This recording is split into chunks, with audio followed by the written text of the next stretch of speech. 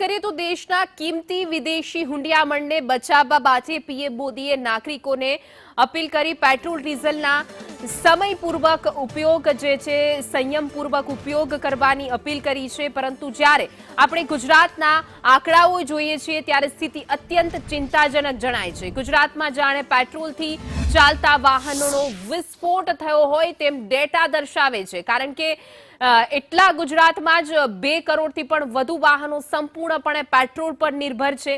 જ્યારે પરિવહન વિભાગના આંકડાઓનું વિશ્લેષણ કરીએ તો સૌથી ચોંકાવનારી સ્થિતિ મેટ્રો સિટી અમદાવાદની છે। અમદાવાદ શહેરમાં કુલ 49,72,028 વાહનો નોંધાયેલા છે, જેમાંથી 35,66,199 વાહનો તો માત્ર પેટ્રોલ આધારિત છે। એટલે કે શહેરના રસ્તાઓ પર દોડતા 72% પણ વધુ વાહનો સીધી રીતે પેટ્રોલ પર નિર્ભર છે।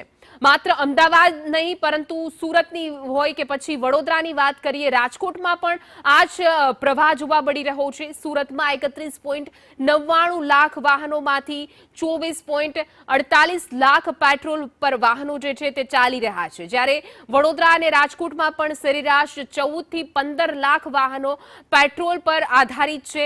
બીજી તરફ સરકાર દ્વારા ઇલેક્ટ્રિક વાહનો એટલે કે ઈવી માટે અઢળક સબસિડી અને પ્રોત્સાહન આપવામાં આવતું હોવા છતાં રાજ્યમાં ઈવી વાહનોની સંખ્યા માત્ર 2.33 લાખ સુધી જ પહોંચી શકી છે। સીએનજી અને હાઇબ્રિડ વાહનોની સંખ્યા પણ પેટ્રોલની સરખામણીએ ઘણી ઓછી છે।